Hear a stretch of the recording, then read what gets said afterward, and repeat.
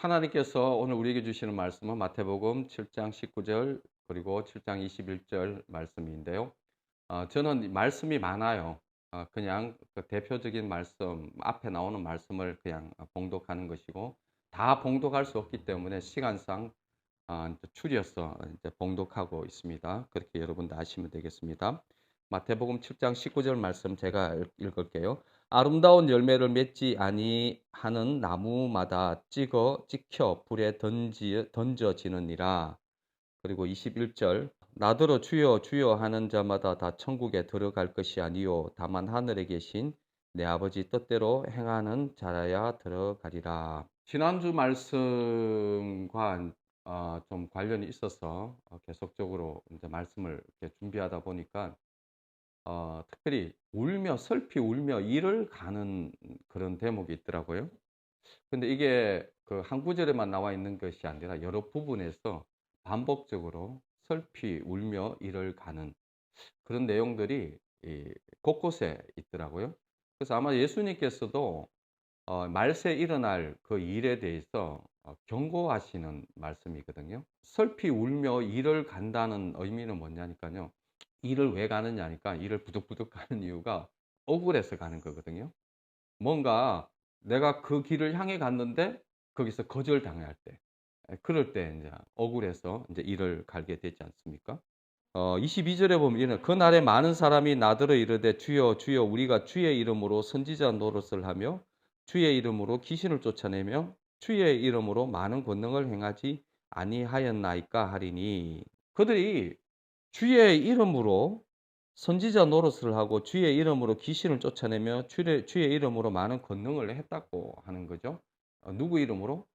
주의 이름으로. 그러면은 이 사람은 분명하게 교회의 이론 중에 아주 그 중요한 이론이죠. 은사를 행하고 능력을 행하는 사람이고 기독교에서도 주목받을 수 있는 사람. 오늘날 이런 사람이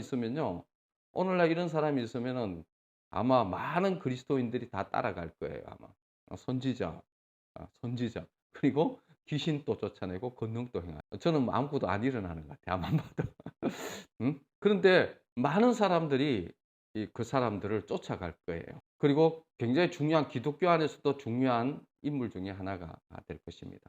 그럼에도 불구하고 주님이 이런 사람을 향해서 그때 내가 그들에게 밝히 말하되 내가 너희를 도무지 알지 못하니 불법을 행하는 자들아 내게서 떠나가라. 그렇게 하는 이유가 21절에 나와 있죠. 하늘에 계신 내 아버지의 뜻대로 행하는 자라야 들어가는 것이지 아버지 뜻과 상관없이 은사라는 것은 여러분들도 아시고 은사라는 것은 기프트 선물이죠.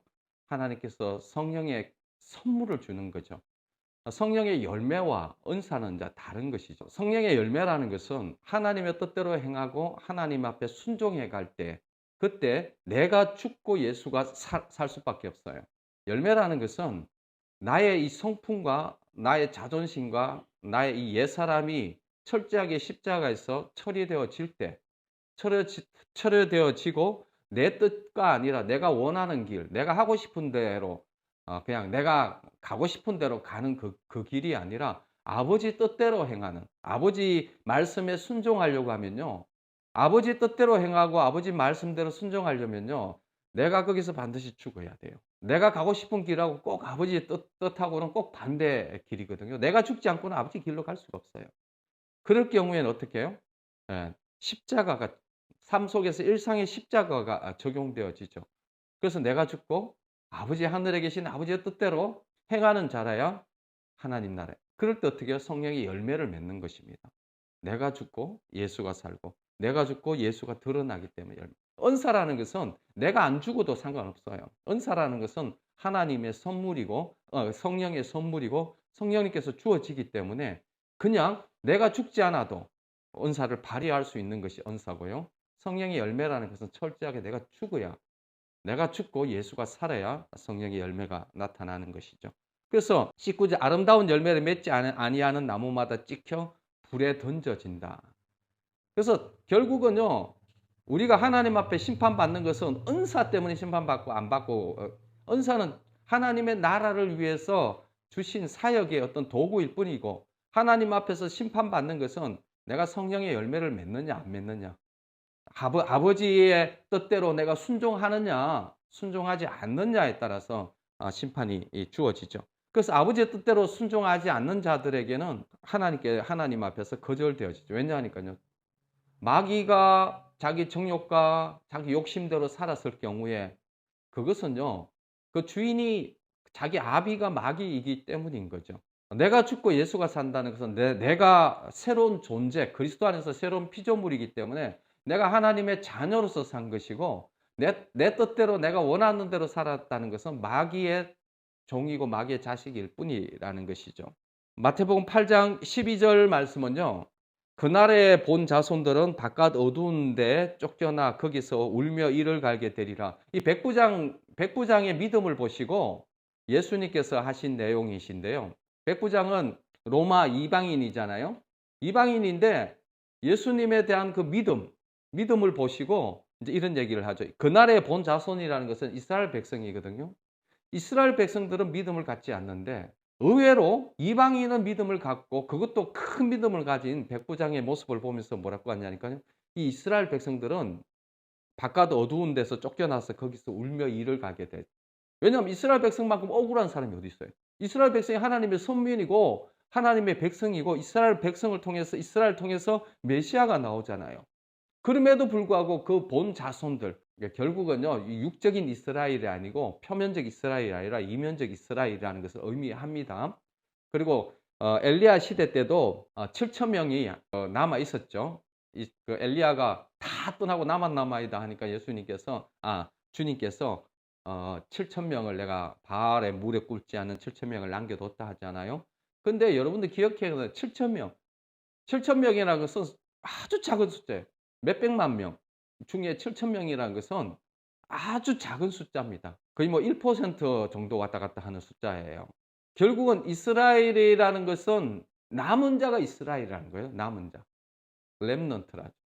남은 자가 이스라엘이라는 거죠. 그 많은 이스라엘 백성들 중에 거의 뭐 1%밖에는 이스라엘이 아니라는 거예요. 다수가. 그럼 오늘날에도 기억해야 되는 것이 그러면은 이스라엘 백성들만 그러냐 해당되고 오늘날 그럼 교회는 해당되지 않느냐? 아니요. 여러분 기억하셔야 돼요. 교회에 많은 사람들이 울며 이를 갈며 원통하고 분통해 할 수 있다라는 것들을 하나님께서 경고하시는 말씀입니다. 이스라엘 백성들도 그렇게 버림을 당할 수 있다라는 것을 얘기하고 있습니다. 그럼 교회는요? 교회는 안전합니까? 그거를 주님께서 계속 반복해서 얘기하고 있다는 것, 경고하고 있는 말씀입니다. 마태복음 13장 38절 말씀은 여러분들 다 아시는 마태복음 13장은 천국 비유장이거든요. 천국 비유장에서 보면요. 알곡과 가라지 비유를 하거든요. 알곡과 가라지 비유를 하는데 13장 38절 밭은 세상이요 좋은 씨는 천국의 아들들이요 가라지는 악한 자들의 아들들이요. 이걸 내가 다 설명할 수 없습니다. 기본적으로 제 설교를 들으려면은 기본적으로 성경을 몇 번은 이게 통독을 하셔야 이해가 되고요. 그리고 기본적으로 이 내용을 알고 있어야 제 설교가 이해가 되어집니다. 만약에 그렇지 않을 경우 여러분들 꼭 가셔서 그 부분을 읽어보셔야 돼요. 그래야 이해가 됩니다. 마태복음 13장에 이 천국과 씨와 이 가라지 비유, 이 씨와 가라지가 있는데 보니까요. 주님께서 씨를 뿌렸는데 가라지도 같이 난 거예요. 그래가 천사들이 와서 저 가라지 뽑아버릴까요? 하니까 돌아 마지막 심판 때에 그걸 이제 분리하겠다 그렇게 얘기하시는 그런 그 알곡과 가라지 비유에서 밭은 세상이요 좋은 씨는 천국들의 아들들이요 가라지는 악한 자들의 아들들이요 하면서 마지막 13장 41절 풀무불에 던져 넣으리니 거기서 울며 이를 갈게 되리라. 세상 가운데에서 이 알곡도 있지만은 뭐가 있냐니까 이 가라지 천국 비유 가운데 그런데 여러분들 기억해야 되는 것은요. 이 좋은 씨와 이 가라지가 섞여 있다는 거예요. 가라지인지 이게 곡식인지 알지 못한다는 거예요. 거기서 어떻게 해요? 가라지는 울며 이를 갈게 된다는 거죠. 버림받게 된다는 거죠. 처음엔요. 알곡과 가라지가 표시가 안 납니다. 교회 안에서도 그렇고요. 이게 알곡인지 가라지인지 구별이 안 가요. 나중에 어떻게 해요? 나중에 구별이 되어지는 것이죠. 대부분 사람들은 그러잖아요. 나는 알고기야 이렇게 생각. 여러분 갈라질 수 있어요. 경고하는 거예요. 그리고 마태복음 13장 49절은 이 거물 비유거든요. 바다에 거물을 쳤어요. 모아가지고 좋은 그 고기는 따로 보관하고 나쁜 고기는 버리는 건데, 그 내용에서 세상 끝에도 이러하니라 천사들이 와서 의인 중에서 악인을 갈라내요. 의인 중에 악인을 갈라낸다. 교회에 있으면요, 이 교회 무리 가운데에서 악인을 갈라낸다고 합니다. 그리고 그 악인은 어떻게 됩니까? 불뭇불에 던져 넣으리니 거기서 울며 이를 갈리라. 왜 이를 갈겠습니까? 예, 억울해서 이를 가는 거예요. 억울해서 이를 간다. 자기는 좋은 곡인 줄 알았는데 버림을 받는다는 거예요. 내가 너를 도무지 알지 못한다고 그렇게 하기 때문에 이를 간다는 겁니다. 그 마태복음 22장 10절에서 13절에 보니까 한번 읽어보겠어요. 종들이 길에 나가 악한 자나 선한 자나 만나는 대로 모두 데려오니 혼인잔치에 손님들이 가득한지라. 임금이 손님들을 보러 들어올세 거기에서 예복을 입지 않은 한 사람을 보고 이르되 친구야 어찌하여 예복을 입지 않고 여기 들어왔느냐 하니 그가 아무 말도 못하거늘 임금이 사환들에게 말하되 그 손발을 묶어 바깥 어두운 데에 던지라. 거기서 슬피 울며 이를 갈게 되리라 하니라. 혼인잔치에 초청하는데 사람들이 안 오니까 종들을 보내가지고요, 뭐 이런저런 사람들을 다 오게 해요. 종들이 길에 나가서 악한 자나 선한 자라 만나는 대로 모두 데려오니 혼인잔치에 손님들이 가득한지라. 혼인잔치 어떻게 해요? 들어왔습니까? 안 들어왔습니까? 예, 들어왔습니다. 청함을 받았습니다. 그런데 그럼 그것으로 끝나느냐? 아니요. 그 혼인잔치에 들어왔는데 임금이 손님들을 봤는데 혼인잔치에 합당한 예복을 주님이 보시는 거예요. 혼인잔치면은 그게 잔치고 주인공이 있지 않습니까? 그럼 그게 알맞게 그게 맞게 예복을 입고 하는 거죠. 그런데 예복을 입지 않는 사람이 있어요. 그러니까 어떻게 해요? 너 왜 예복을 입지 않았느냐 하니까 아무 말을 못 해요. 왜냐하니까 정식 그 왕들이 하는 그런 혼인이고 정말 귀한 곳에서 VIP들만 초청받는 곳에서 정말 놀라운 초청을 받은 거예요. 여러분들 한번 생각해 보세요. 어마어마한 백악관이나 청와대에 초청을 받았어요. 그럼 어마어마한 초청을 받은 거예요. 백악관하고 청와대하고는 비교할 수 없는 곳에 하나님의 그 혼인잔치에 초청했다는 것은요, 이 어마어마한 사건입니다. VIP들밖에는 갈 수 없는 곳에 그냥 일방적으로 그야말로 그냥 은혜로 그 초청을 받은 겁니다. 그러면 어떻게 해야 됩니까?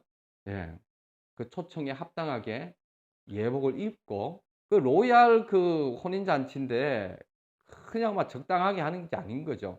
그러면은 예복을 입어야 되죠. 그런데 어떻게 해요? 예복을 입지 않고 왔다는 거예요. 달랑달랑. 그 혼인잔치와 상관없이 그냥 왔다는 거예요. 오라니까 그냥 왔다는 거예요. 그런데 어떻게 해요? 왜 예복을 입지 않느냐고. 그럴 때 아무 말도 못하는 거죠. 왜냐하면 정말 해야 될 것인데 하지 못했기 때문에. 혼인잔치에 합당하게 예복을 입어야 합니다. 이때 예복은요, 여러 의미가 있습니다. 대표적인 것이요, 성도들의 선한 행실. 왜냐하면 열매를 얘기해요. 선한 행실을 얘기해요. 그 우리가 결국은 하나님 나라에 가잖아요. 이 혼인잔치는 하나님의 나라입니다. 하나님 나라에 가기에 합당한 자로 준비하는 이 시간이 기간이잖아요. 우리가 지금 이 시간은, 이 세상의 시간은 그냥 달랑달랑당 하는 게 아니라 하나님 나라에 가기에 합당하도록 준비하는 시간이고, 나를 어떻게 해요? 단장하는 시간이잖아요. 그런데 그거 하나도 안 하고 기름도 하나도 준비하지 않고 그냥 막 갔다는 거예요. 막 갔다는 거지. 아무 의미도 없이 그냥 뭔지도 모르고 뭐 좋다고 하니까 간 거예요. 예복도 없이. 그럼 어떻게 됩니까? 임금이 서원들에게 말할 때 그 손발을 묶고 바깥 어두운 데서 내 던지라. 거기서 슬피 울며 이를 갈게 되리라. 초청받아서 갔는데 뭐가 뭔지도 모르고 갔다가 어떻게 해요? 억울한 거예요. 억울한 거. 그래서 뭐라고 합니까? 예. 청함을 받은 자는 많되 택함을 받은 자는 적으니라. 청함을 많이 받았어요. 복음이라는 것이 오늘날 저도 고민 중에 하나가 이거예요. 이 복음을 많은 곳에서 이제 이게 복음을 선포하거든요. 복음을 전하고 복음을 이렇게 나누고 있는데 이분들을 어떻게 보면 초청하는 거예요. 많은 사람이 이 사람 저 사람 어중이 떠중이 할 것 없이 복음을 이렇게 막 전파하죠. 그러니까 그 사람들이 복음을 믿고 여러분들도 여기 앉아 있는 거잖아요. 응? 앉아 있지만은 여러분들 기억해야 되는 거예요. 그게 전부가 아니에요. 시작도 안 됐어요. 근데 걱정이에요. 저분이 예수를 정말 믿게 되면은 정말 택함을 받을 수 있을까? 예복을 준비할 수 있을까? 복음이 복음답게 선포되어져야 되는데 복음이 복음답게 선포되어지지 않아요. 이런 여러분들요 잘못하면요 슬피 울며 이를 갈게 될 것입니다. 여러분들요 여기서 예복을 준비하지 않고 기름을 준비하지 않고 하나님의 뜻대로 살지 않으면은 여러분들 주님에게 거부당할 수 있어요. 내가 너희를 도무지 알지 못한다고 이렇게 얘기할 수 있다는 거예요. 그리고 억울해가지고 슬피 울며 이를 갈 수 있다는 겁니다. 그걸 지금 경고하고 있어요. 한 곳에만 경고하는 것이 아니라 곳곳에서 경고하고 있잖아요.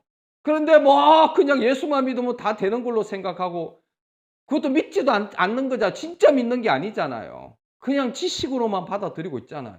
그게 믿는 게 아니에요. 믿는다는 것은 정말 주님의 주권을 인정하는 것이고 내가 죽고 예수가 살고 정말 주님에게 주님으로서 왕으로서 하나님의 아버지의 뜻대로 순종해가면서 가는 것이 믿는 것이지 내가 하고 싶은 대로 다 하고 뭐 예수 이름 뭐 얘기하는 정도로 구원받는다고 생각하시면요 착각입니다.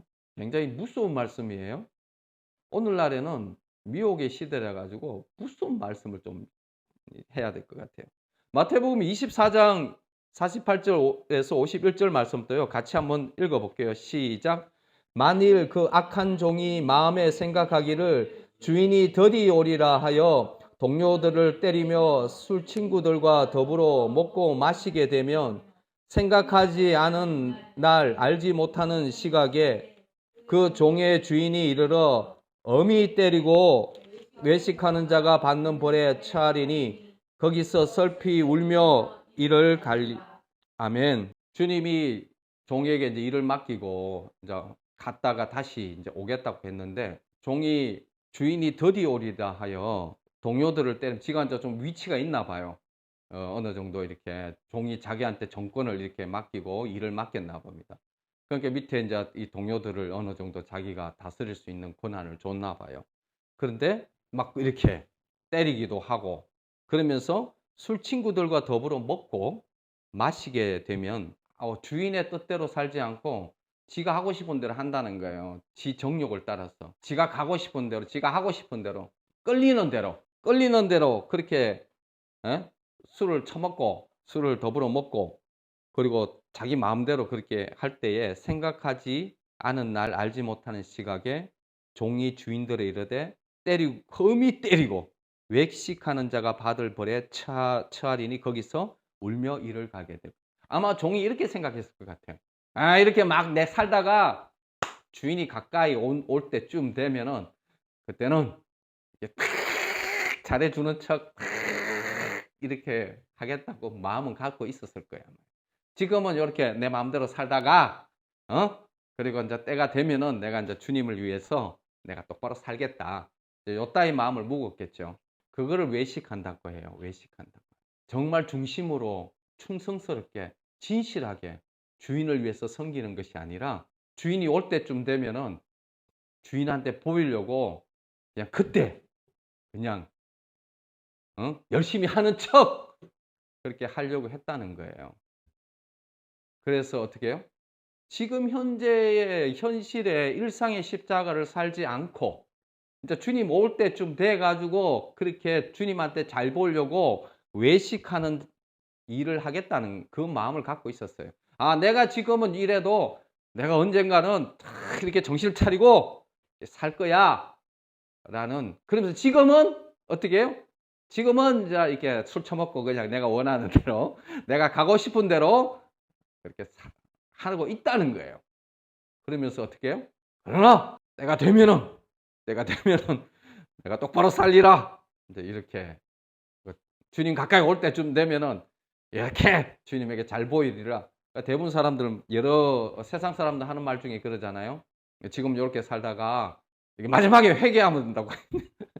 주님 오실 때 돼서 회개하겠다고.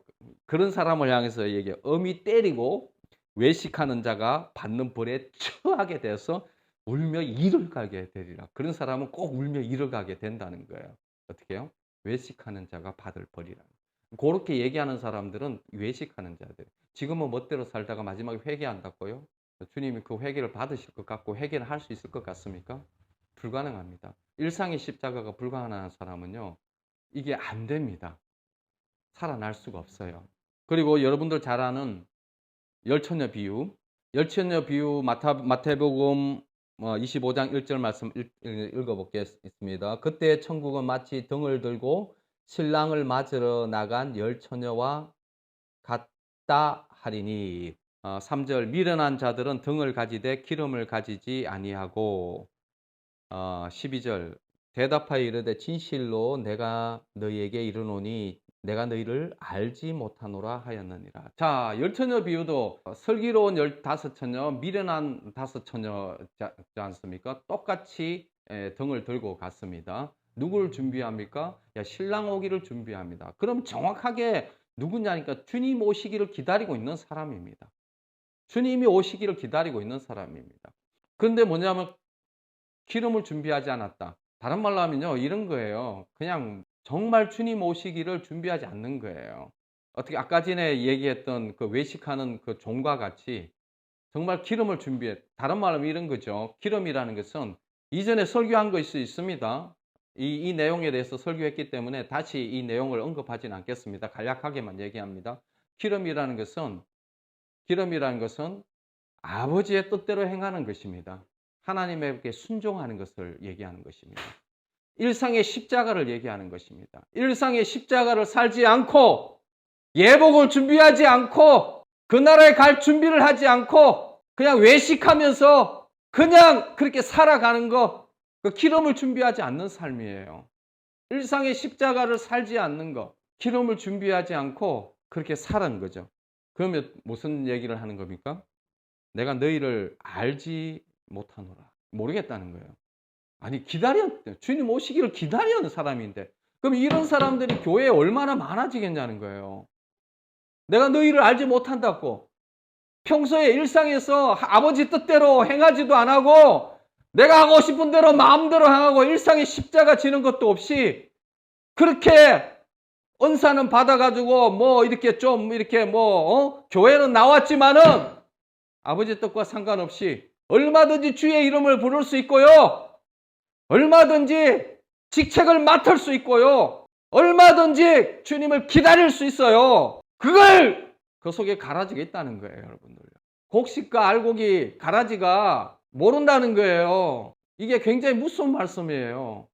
내가 그냥 주님을 위해서 살겠다는 마음이 없는 게 아니에요. 주님이 오시는 것을 안 기다리는 것이 아니에요. 또 내가 주의 이름으로 봉사도 하고 주의 이름으로 뭘 안 하고 있는 것이 아니에요. 주님의 이름으로 봉사도 하고 직책도 맡아가지고 높은 직책에서 주님의 이름으로 일도 하고 그리고 주님 또 기다리고 하는 그 일을 얼마든지 할 수 있는데 그 자가 주님과 상관없는 자가 될 수 있고 주님이 널 도무지 모른다고 하실 수 있다라는 것들을 굉장히 무서운 말을 하고 있는 거예요. 그 다음에 달란트 비유 중에 달란트 비유가 있는데요. 마태복음 25장 26절에서 27절 같이 한번 읽겠습니다. 시작. 그 주인이 대답하여 이르되 악하고 게으른 종아 나는 심지 않은 데서 거두고 해치지 않은 데서 모으는 줄로 내가 알았느냐. 그러면 내가 마땅히 내 돈을 취리하는 자에게나 맡겼다가 내가 돌아와서 내 원금과 이자를 받게 하였을 것이라 하고 30절 이 무익한 종을 바깥 어두운 데서 내쫓으라. 거기서 슬피 울며 이를 갈리라 하니라. 여기도 이제 슬피 울며 이를 간다는 말. 그리고 내가 너를 도무지 알지 못한다는 말. 이런 말들이요. 이게 동일한 말들인데 여기는 왜 슬피 울며 이를 갈게 되느냐니까요. 이 달란트, 10달란트, 5달란트, 1달란트 준 사람이 있죠. 주님이 먼 곳에 가면서 달란트를 다 맡겼죠. 그 10달란트는 10달란트 이윤을 맡기고 5달란트는 5달란트 이윤을 맡겼는데 1달란트 받은 자는 어떻게 했냐니까 1달란트를 받은 자는 주님을 오해하고 있어요.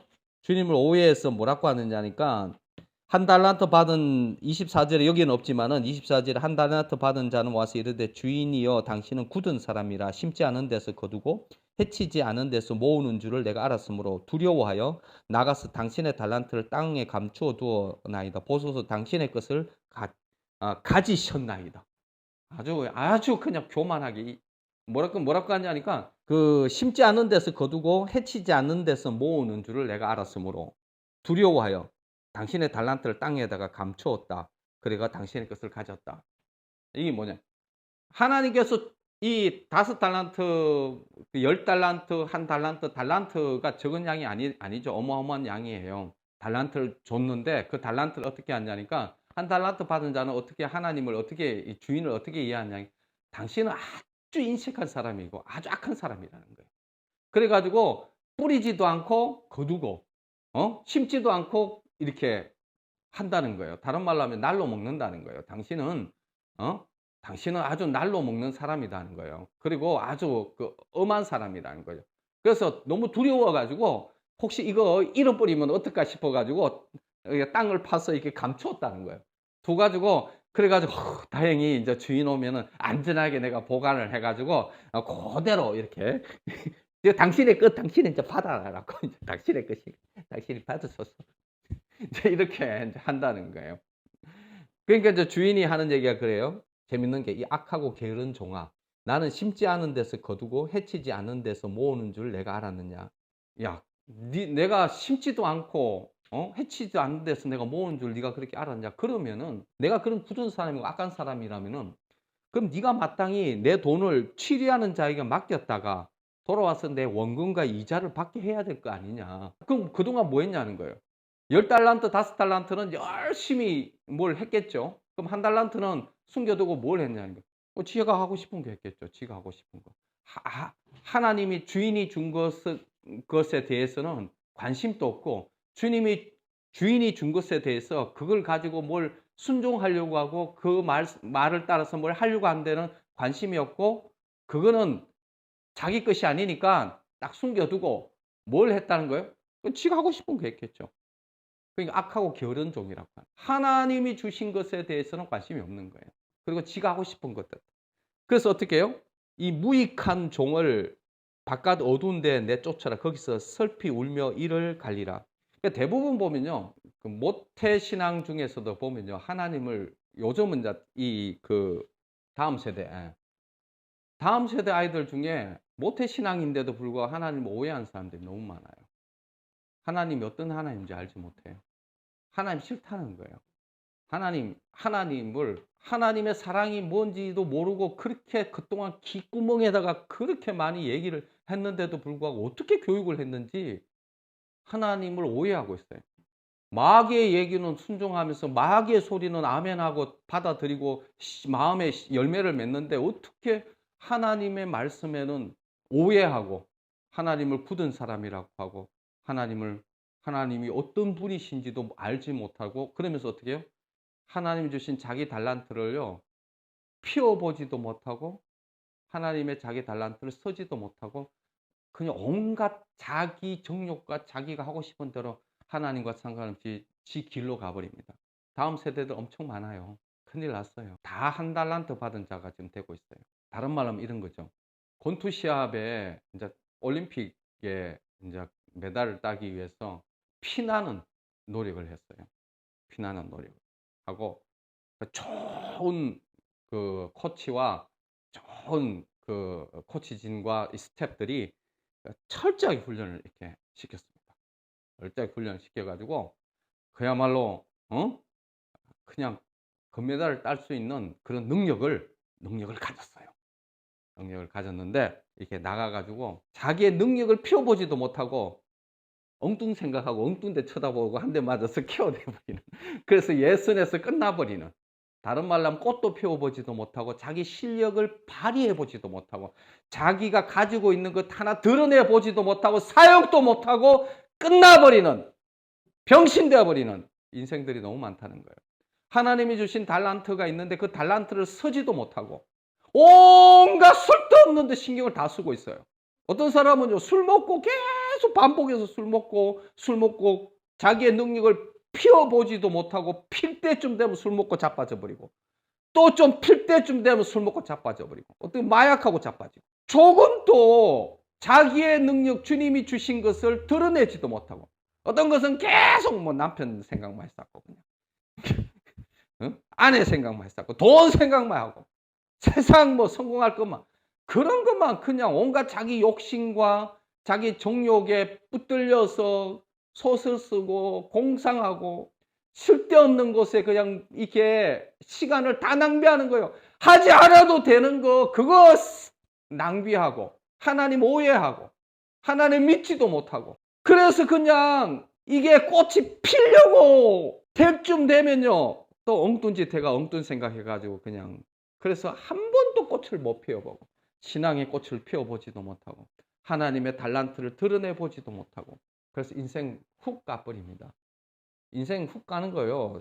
그냥 순간이에요. 그냥 훅 주님이 주신 달란트 묻어놓은 아무것도 쓰지도 못하고 엉뚱한 데 시간 다 보내버리고 엉뚱한 데 에너지 다 써버리는. 저도 이제 이게 알코올 중독자 사역을 많이 하다 보니까 참 안타까운 게 그래요. 술 깨면요 굉장히 괜찮은 사람입니다. 아주 훌륭해요. 근데 술만 먹으면 개차반이에요. 거짓말 잘하고 뭐 시끄럽게 하고 남 배려하지 않고 비판하고 자기 정욕, 자기 욕심 다 드러내고 시끄럽게 하고 사람들 괴롭히고 술만 깨면요 야, 저 사람은 정말 술만 깨면은 훌륭한 그리스도인이 되겠다라고 딱 근데 그렇게 가다가도 술만 딱 들어가 버리면은 완전히 그냥 병신 되어 버립니다. 그것을 평생 반복합니다. 어떻게 해요? 한 번도 주님을 위해서 주님이 주신 달란트, 주님이 주신 것을 꽃봉오리를 피워보지도 못하고 인생을 끝나버리는 그런 사람들이 얼마나 많은지 모릅니다. 또 쓸데없는데 마음을 써가지고 조현증 뭐 이렇게 쓸데없는데 마음을 너무 많이 쏘면요 이 마음에 병이 들어버립니다. 그럼 영적인 이상한 질병들이 막 일어나는 거예요. 주님이 주신 것 외에 영적인 다른 영역에서 관심을 많이 갖고 크게 집중해 버리면요 병들어 버립니다.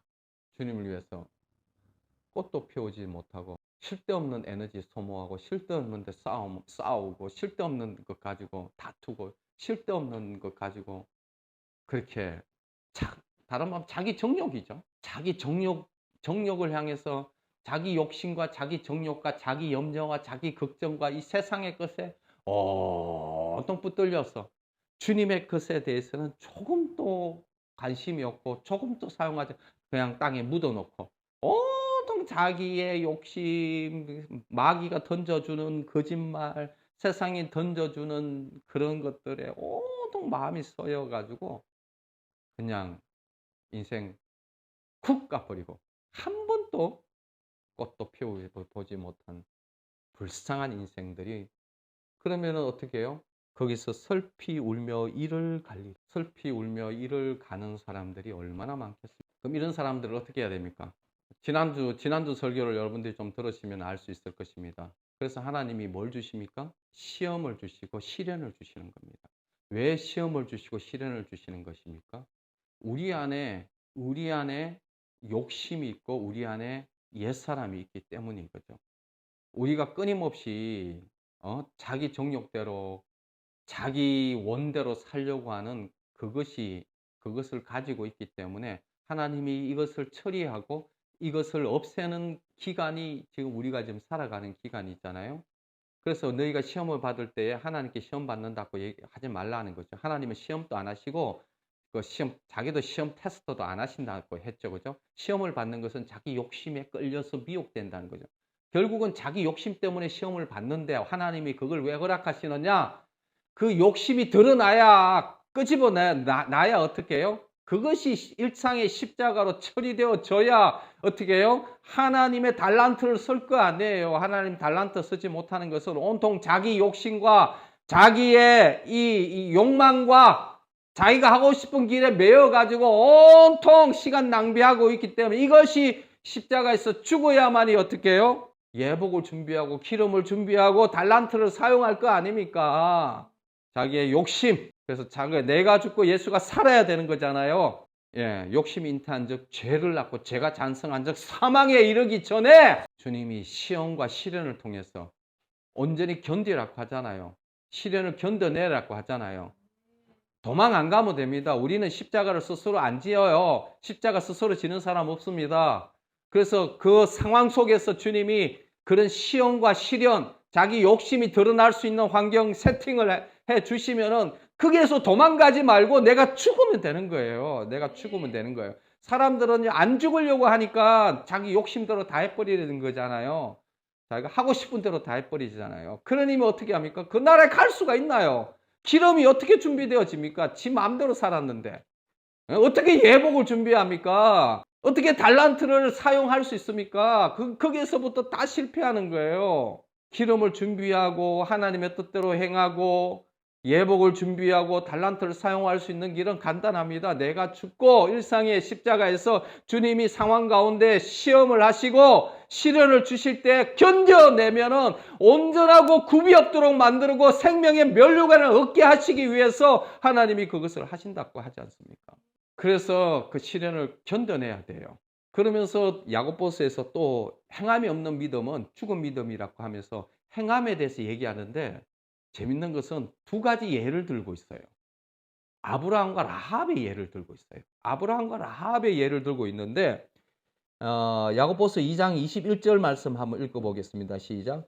우리 조상 아브라함이 그 아들 이삭을 제단에 바칠 때에 행함으로 어렵다 하심을 받은 것이 아니냐.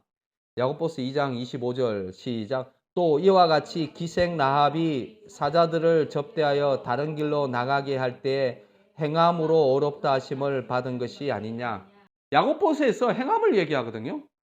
너희가 거울을 보고 여기 시커멓구나 하면 이거 거울을 가지고 이거 지워야 되는데 행해야 되는데 행하지 않고 가서 잊어버린다는 거예요. 그리고 또 거울을 보면 시커먼 껌둥이가 묻었네. 그리고 또 잊어버리고 또 껌둥이가 묻었네. 또 잊어버리고. 이것은 믿음이 아니라는 거예요. 믿음이라는 것은 행함이 있어야 된다는 거예요. 껌둥이가 묻었으면 씻든지 닦든지 그거를 지워야 된다는데 안 지우고 끊임없이 보고 잊어버리는 그런 일들이 너무 많은 거예요. 그 대부분 보면요. 제가 만난 사람들 중에서도 보면은 이게 어떤 안타까움이 있느냐니까요. 알긴 알아요. 알긴 아는데 순종으로 발을 딛는 것은 두려워서 못해요. 알기는 아는데 순종하기는 겁이 나는 거예요. 그래서 어떻게 해요? 행하지를 못해요. 행하지를.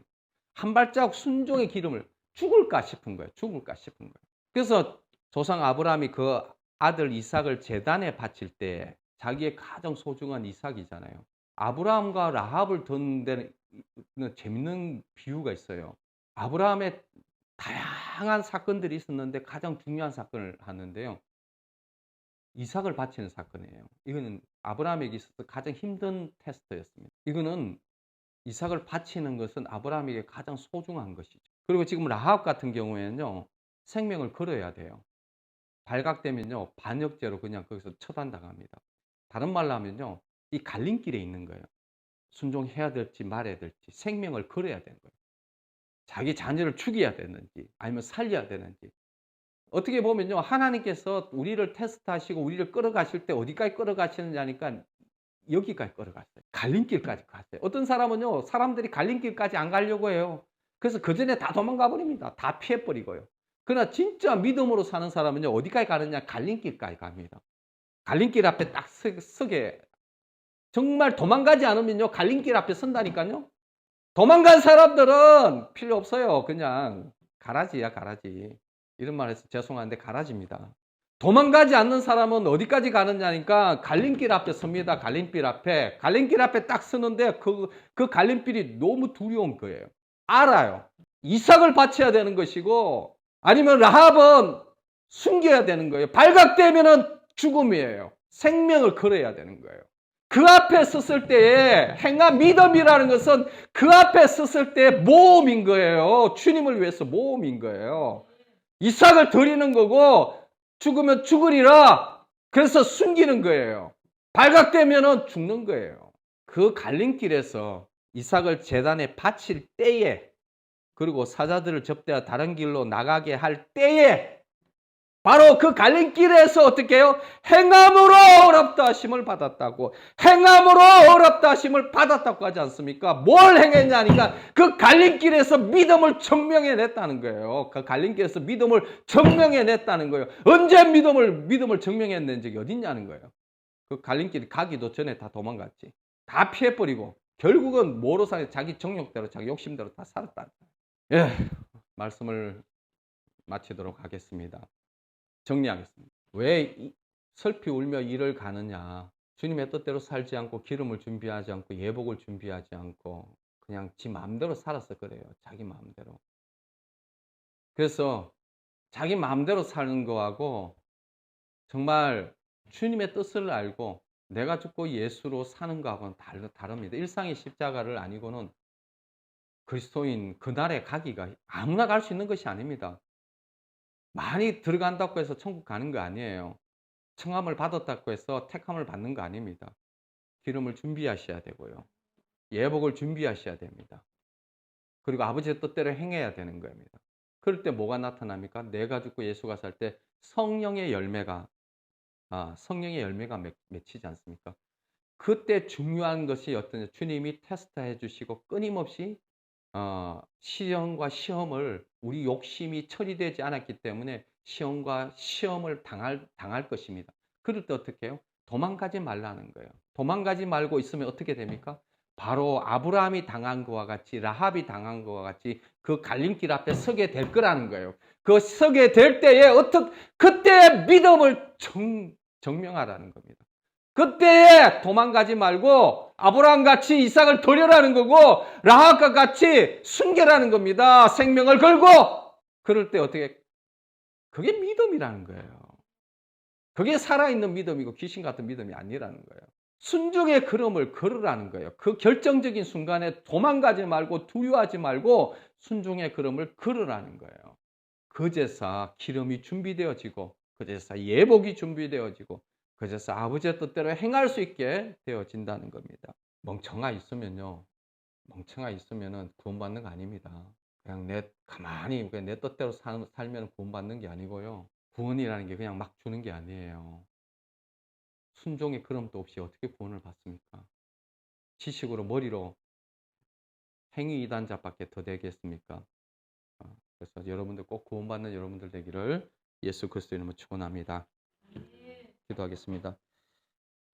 하나님 아버지 감사합니다. 순종의 걸음을 걷는 자, 기름을 준비하는 자, 예복을 준비하는 자, 달란트를 사용하는 자, 아버지의 뜻대로 행하는 자 되게 하시고 아버지 정말 결정적인 순간에 슬피 울며 이를 가는 자 되지 않도록, 그리고 내가 너를 도무지 알지 못한다라는 그런 아버지 무서운 소리 듣지 않도록 정말 아버지 내가 일상에서 내가 죽고 예수가 사는 이 삶을 살게 하실 하나님을 찬양하며 기대하며 예수 그리스도 이름으로 기도드립니다.